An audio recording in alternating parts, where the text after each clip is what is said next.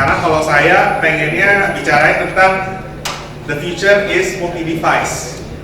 Kenapa saya mau bicara ini? Karena ya memang kebanyakan experience saya ya di device. Kalau large screen kan memang kebanyakan buat user app yang memang di Play Store dan lain-lain itu kan kepake ya. Tapi kalau ini sebetulnya juga dipakai juga buat di app yang kalian misalkan akan buat. Cuma kebanyakan saya juga bikin implementasi sendiri buat buat kerjaan saya di Lumio juga. Mungkin ada yang beberapa yang masih di sana. Lumio itu apa? Karena mungkin memang ya Lumio itu di Play Store ya, jadi kalau cari Lumio itu di Play Store nggak ada. Mas, aduh. Jadi ini cepet aja. Aduh. Udah pada ngantuk, ayo. Memang ya kayak selalu ada masalah ya. Layarnya boleh dalamnya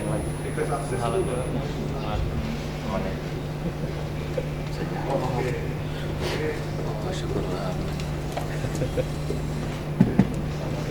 Stay taruh Mas. Oke.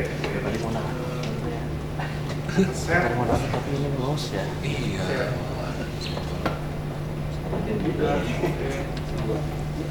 mohon maaf.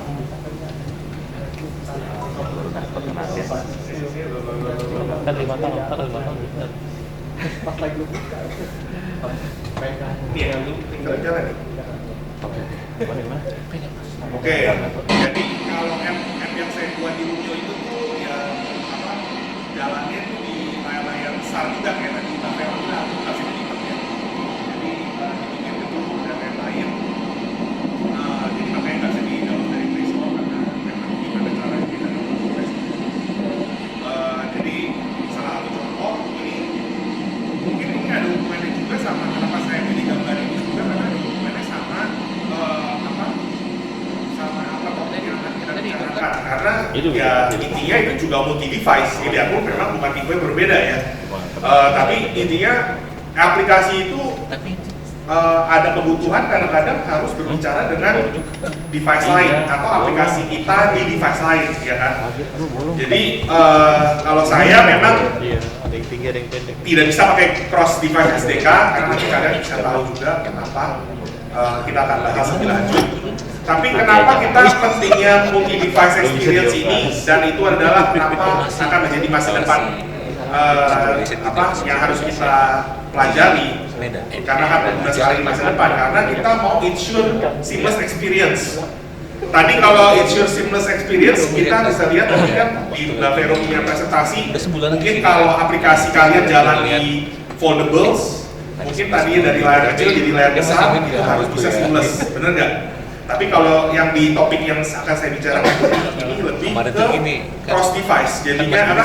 Lebih buat device antar device. Jadi bisa aja gimana cara user experience ini bisa jalan di HP kalian, tiba-tiba bisa pindah ke TV kalian, atau bisa pindah ke mobil kalian, atau bisa pindah ke device handphone yang teman kalian. Itu kita juga harus menginsure seamless experience di aplikasi kita. Kegunaannya apa sih? Aplikasi saya kayaknya nggak butuh deh. Tapi kalau kita lihat, kita kalau membuat Android app, kadang-kadang kita pikir hanya Android app itu hanya jalan di handphone ya kadang-kadang ya. Secara default pasti kita pikirnya, oh Android app ya kita jalan di handphone ya kan. Tapi sebetulnya Android based device itu banyak sekali. Jadi ada di jam, ada di TV, ada di laptop juga, ada di handphone. Jadi bisa aplikasi Android kalian bisa jalan di mana aja. Jadi kenapa nggak keterima? Dan seperti tadi contoh ya di Lumio itu juga sebetulnya di belakangnya player itu berbasis Android juga, Android. Mas layout. Nah, gimana cara kalian bisa mengkomunikasikan atau berbicara misalnya aplikasi satu ini berbicara dengan aplikasi kalian yang sama tapi di device lain. Kalian bisa mungkin bikin implementasi pakai WiFi atau pakai jaringan LAN gitu ya. Atau bisa kalau mau discover, misalnya tadi saya mau setup alat saya, itu misalnya kan nggak ada layar. Itu gimana sih caranya atau smart home kalau kalian pernah coba Google Home atau Google Maps ya sekarang ya namanya. Agak jauh sih Cuma kan sebenarnya. nggak ada layar, misalnya ada yang nggak ada layar, cuma speaker doang. Lebih ke Tangerang Selatan. Gimana caranya kita bisa Gua Kabupaten Tangerang. Bukan melingkan aplikasi kita dengan Jadi kemarin alat naik tersebut apa? gitu, Naik atau mobil. dengan Iya, hardware sama tersebut. keluarga. Jadi ada banyak cara ya, bisa pakai NFC, ada bisa pakai QR code kalau kita pernah coba, pakai BLE, Besok juga Bluetooth, ada GDG terus BSD juga bisa Jakarta. pakai sound Iya, antar juga pansel. antar device. Jadi saya bisa mengirim data ini ke ini, mungkin bisa pakai sound Itu juga keren bisa gitu aja. ya. Iya, betul. Tapi kalau kita mikirkan implementasi kita sendiri, ya itu bisa sangat banyak dan mungkin memakan waktu yang banyak sekali juga. Jadilah mengapa, tapi kenapa sih use case dulu sebelum kita ke kenapanya dulu ya. Use case-nya itu ya jadi kita ya tadi media flow continuity. Misalnya kita lagi nonton YouTube di sini, tiba-tiba kita pengen nonton YouTube di TV, ya kan? Kita pengennya lanjut langsung tanpa ini. Kita bisa pakai cache ya, waktu kan sudah ada SDK ya. Di sini ada yang pernah pakai SDK-nya cache nggak? Produknya rumah sakit, apps rumah sakit. Misalnya kalau kalian nanti bikin aplikasi apa berhubungan dengan media, main musik atau main video, kemungkinan besar pasti kalian akan menambahkan fitur cache ya, karena kan itu sangat penting ya sekarang ya, kayak di YouTube gitu ya. Terus authentication on multiple device, tadi kita udah ngomongin passkey supaya passwordless ya. Tapi bisa ya sekarang kan kita belum ada zamannya passkey. Gimana caranya kita udah sign in di device ini, kita punya satu handphone lagi, kita pengen masuk otomatis bisa otomatis juga bisa sign in di device itu. Kadang-kadang device itu juga mungkin bukan handphone atau TV gitu ya. Kadang-kadang kan susah juga ya, harus ngetik di TV pakai remote gitu ya. Pernah nggak rasanya? Pasti pernah. Terus juga discovery dan pairing devices. Tadi saya bilang kalau misalnya kita punya hardware jam fitness tracker atau punya punya smart home devices, ya ada layar. Itu gimana caranya kita bisa pakai app kita, misalnya kita memang bikin solusi smart home, pengen link sama lampu ini. Nah, gimana kan harus ada discovery flow-nya kan, supaya di app ini detect lampu ini belum ke link, gitu kan. Nanti baru kita bisa linkkan. Terus juga ya personal experience, bisa aja kita mau share map kita ke Android device yang di mobil, gitu kan? Atau pengguna experience, bisa aja kita mau sharing order atau main game yang bareng-bareng gitu ya. Atau bisa juga kita mau pesan makanan, tapi kita pengen bareng-bareng supaya pesannya bareng-bareng. Nah itu juga bisa. Atau mau sharing file atau lain-lain juga bisa pakai SDK ini. Nah kalau kita lihat fungsi device itu udah banyak. Sebelum proses SDK ada kas SDK, makanya tadi saya bilang kalau misalnya mungkin kalian bikin app yang berhubungan dengan media, biasa pasti ada kalian mungkin pakai kas SDK ini. Terus juga ada manage session, jadi supaya continuous playback dan sync player state. Jadi kayak misalnya di jam kalian kalau kalian pakai Android Wear sama di handphone kalian lagi main musik kan kalian pasti di sini juga kelihatan lagunya apa yang main kan. Atau mungkin handphone kalian lagi main di TV, lagi casting gitu kan. Kadang-kadang kalian bisa lihat lagi main apa di handphone kalian. Secara state juga semua duration dan lain-lainnya semua sama. Media session. Block Store ya kalian bisa itu tadi kita bisa simpen kredensial di Block Store ini supaya bisa pas lagi ada di device lain yang memang udah ada kredensial kalian secara misalnya pakai Google Account yang sama kalian bisa sign in juga di device itu secara otomatis. Itulah kan kemarin kan aku ngomongin masalah Terus Nearby Connection API ini jadi ya tadi bisa ngedetect atau discover device-device yang memang bisa kita hubungkan. Misalnya kayak tadi, misalnya kita mau file transfer, ada yang pernah pakai nggak di sini di Google Photos? Kalau kalian lihat share ada pilihannya Nearby, ada yang pernah juga fokus di bisnisnya. Atau kalau di yang pakai sini ada yang pakai jadi dua kepala yang berbeda. Ya, ini pernah juga kan ya, Nearby Connection. Sama companion device manager. Sekarang kalian device-device yang tadi kita ngomong, tadi misalnya headphone baru, earbud yang Bluetooth wireless gitu kan biasa nge-pair-nya agak-agak susah ya, harus pencet apa, berapa lama dan lain-lain. Kalau sekarang kan kita buka case-nya misalnya, tiba-tiba di handphone kita keluar, mau connect atau pair atau enggak, itu pakai companion device manager. Nah, tapi kita hari ini fokus ke SDK yang terbarunya, yaitu adalah Cross Device SDK. Jadi, tapi warning dulu ya, sebelum kita masuk lebih lanjut, ini masih di develop preview stage. Makanya tadi di title-nya juga masih namanya The Future in Multi-Device. Jadi kalian bisa mulai dari sekarang, tapi secara SDK-nya itu masih dalam developer preview stage. Jadi masih harus kalian punya handphone kalian harus punya pre-service beta version. Tapi kalau ini kalian mau tes, itu secara functionalitas ada 3, device discovery, secure connection, sama multi-device session. Nah ini semua udah ada di SDK-nya ini, jadi kalian tidak ada perlu implementasinya tadi. Kalau mungkin di saya, di kasusnya di Lumio itu butuh kita bikin implementasi sendiri, mau pakai Bluetooth atau pakai Wi-Fi. Tapi kalau ini, jadi dengan device discovery, secure connection dari cross device SDK ini, itu dia akan memakai cara yang paling tepat untuk mendetek device lain. Jadi ini bisa baca nggak sih? Create handler. Jadi kalau device discovery ya pertama-tama apa yang kita lakukan kalau untuk multi device pasti kita pengen bisa discover atau bisa menemukan device lain dong ya. Kalau kita mau menghubungkan satu device dengan device lain, kalau kita belum bisa tahu ada device lain yang support, gimana caranya? Jadi kita bisa pakai namanya device discovery API. Nah, tes. Nah, jadi gimana caranya? Ini cepat aja ya. Jadi kebanyakan kode kalau udah sore-sore begini bikin ngantuk. Jadi kita percepat aja. Jadi step pertama kita harus bikin handler. Kalau buat discovery request ini, kalau kita mau buat nanti kan handle-nya gimana? Dapat partisipannya siapa aja? Misalnya ke-detect berapa banyak device yang ada dan lain-lain.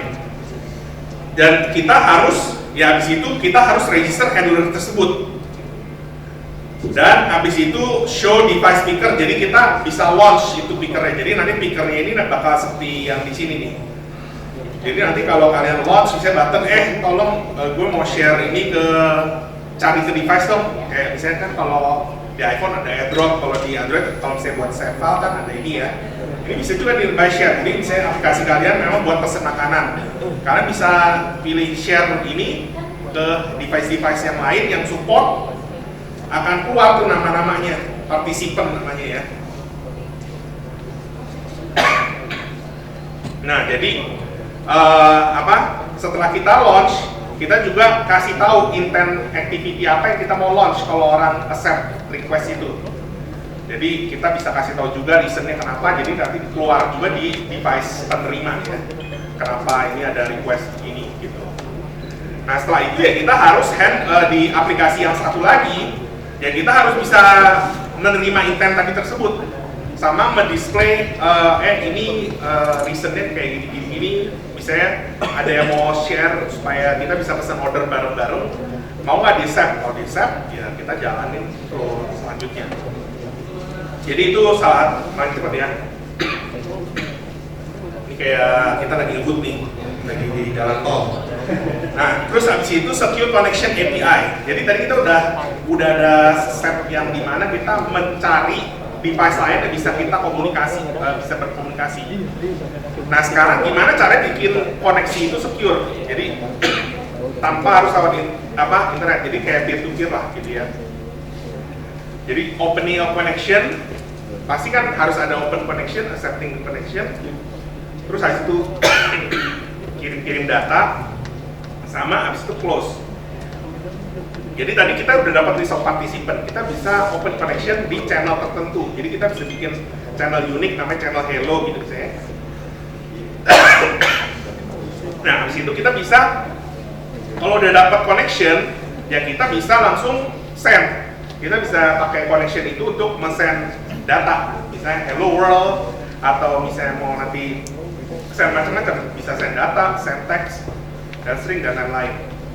Dan kalau misalnya gagal, kita bisa handle juga. Jadi sebetulnya simple banget ya. Jadi kita tadi udah bikin gimana cara discover participant, kalau udah di-accept, gimana cara kita bikin open connection. Nah terus jadi ya kita secara participant ya kita bisa juga accept connection. Setelah itu kita bilang kalau ada yang di-receive filenya kita displayin. Misalnya ini tadi saya nggak isi detailnya karena terlalu panjang, jadi nggak bisa baca juga. Jadi nanti kalian bisa cari-cari lebih dalamnya atau nanti bisa tanyakan. Tapi intinya lebih kayak nge-register aja setelah accept connection, kita bisa ada handler di mana kita bisa ada callback kalau misalnya connectionnya udah dapet, ada message, ada data, kita mau ngapain, kita bisa displayin atau apa, seringnya bisa tadi.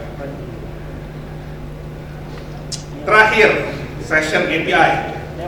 Jadi ini create and transfer session. Jadi ini di-build sebetulnya session API ini di atas tadi dua API yang tadi kita bicarakan di sebelumnya.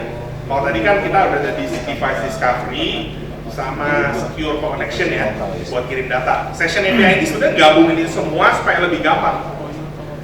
Jadi intinya kalau kalian misalnya bikin di sini contoh bikin aplikasi buat baca artikel misalnya contoh. Kalian bisa pertama create session dulu, terus nanti setelah itu akan kita bisa kan create session ini anggapnya kita punya state di mana lagi baca artikel A misalnya, terus ada tombol share buat ke device kita yang lain misalnya kita mau bacanya di tablet kita, bisa ditransfer session tersebut, terus nanti di device kita yang satu lagi ya ada device speaker, di app kita bakal keluar device speaker. Anggapnya pakai tadi device apa? Pakai Discovery API ya. Jadi dia keluar speakernya, kita pilih. Nanti terus habis itu akan kita transfer session state. Session object itu akan di-send ke participant yang udah accept. Misalnya tadi, anggapnya bisa tabletnya ya. Jadi akan di session state itu akan ditransfer, kita dapat session object. Dari situ kita bisa mengeluarkan artikel yang sama atau di posisi yang sama. Jadi ini berguna banget, bisa ya selain tadi kita buat komunal, bisa bikin baca buat share order bareng misalnya, tapi juga bisa buat personal flow juga. Jadi kalau kalian misalnya antar device, memang device kalian punya ada dua, ada handphone, ada tablet, atau ada TV. Nah, gimana caranya mentransfer satu session ini ke device lain? Jadi possibilities-nya sangat banyak gitu. Jadi karena kedepannya juga kita nggak mungkin hanya megang HP aja, karena semua kebanyakan lama-lama akan jadi smart gitu ya. Jadi kita dan memang beberapa device memang bagus buat kegunaan buat baca, misalnya ini mungkin buat di jalan, tapi kalau udah di rumah mungkin mau pakai tablet misalnya kan lebih besar gitu kan ya. Jadi itu akan membuat aplikasi kalian berbeda dengan aplikasi-aplikasi yang lain bisa di Play Store. Itu adalah salah satu advantage dari aplikasi kalian kalau kalian memang membuat aplikasinya support multi-device experience dan bisa seamless. Jadi moga-moga apanya cuma ini satu cepet kan? Udah cepet kan? Jadi moga-moga makin banyak aplikasi-aplikasi yang kedepannya bisa support multi-device experience, karena memang makin lama ini Android ini akan mempowerin banyak hal gitu ya. Jadi kalian bisa buat aplikasi yang canggih lah. Use case-nya mungkin tadi kita belum kepikiran semuanya, tapi semoga kalian bisa bikin use case unik di aplikasi kalian. Terima kasih. Khusus lu dong. Boleh tidur sekarang.